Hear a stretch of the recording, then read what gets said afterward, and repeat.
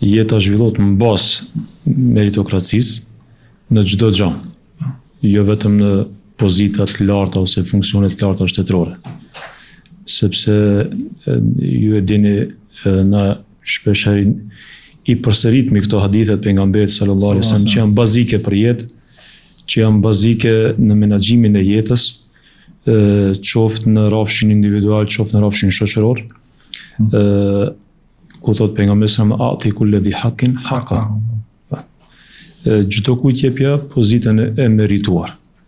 Domethënë na këtu duhet të koncentrohemi që të mos ketë hatër në çdo gjë. Qoftë edhe në gjërat më thjeshta. Sepse kjo porosi nuk është vetëm porosi, por është parim jete. Për të na mbar jeta në gjitha rrafshet e jetës, duhet të koncentrohemi në dhënien e detyrës me merit. Domethënë, kjo është porosi e fesë dhe porosi e Zotit, e pejgamberit, që na të veprojmë në bazë të parimit. Në momentin që na shkalojmë këtë parim, atëherë do të na vinë çrregullime dëmës. Dhe kjo është e vërtetuar në jetën tonë. Çdo herë kur kemi pas hatër ndaj dikujt që nuk e ka merituar dhe e kemi ditë që nuk e meriton, po i kemi mshël syt. Edhe shpesh herë kështu na ndodhem.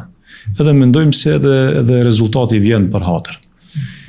Thjesht na zhvillimi i jetës është në dorën tonë. Ama rezultati ka rregull. Rezultati ka rregull. Dëshirojmë sukses. Po rezultati s'ka hatër.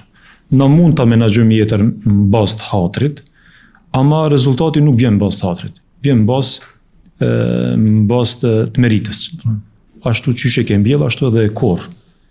Ose ka lëshime gjatë tjetër. Procedurës, sigurisht e kanë pas lëshime edhe gabime në rezultatet e asaj që patjetër. Përderisa domethënë rezultatet nuk i kanë gëzu njerëzit që kanë jetuar me pejgamberin sa kur kanë pas hatër. Mos flasmi për neve domethënë që jemi shumë larg jetës pejgamberit alayhis salam. Tu mendu se thjesht na jemi muslimane, falim namazin, i kryjmë disa rregulla, por këtu në këtë çështje do të bëjmë pak hatër se ndoshta e kalojmë ashtu. Këtu na e shfrytëzojmë këtë domethënë si hile dhe çdo herë rezultati nuk na ka ardhur ashtu siç e kemi paramenduar. Edhe kjo është rregull për gjithë, është rregull universal. Hoxh vetëm faqet ndërprej. Për shembull, njeriu do e blen ndonjë pajisje për shtëpinë e tij. E shikon cila është më e mirë, cila e ka garancionin më të gjatë, cila ka pjesë përshtatet me dizajnin e kuzhinës apo shtëpisë që kemi. Kur vjen çështja për diçka që është ndoshta më me rëndësi, është diçka një përgjithësi, për shembull, nuk interesohemi prindërit për arsimtar që punson në arsim. A janë kualitativ, a i plotësojnë kushtet, domethënë a janë të aftë të punojnë me fëmijë, a kanë përvojë të mjaftueshme. Kjo sikur nuk më intereson. Ja kena lënë disa njerëz të tjerë, të cilët shpesh edhe kanë këtë çka thonë ti. Për hatër i bëjmë punë.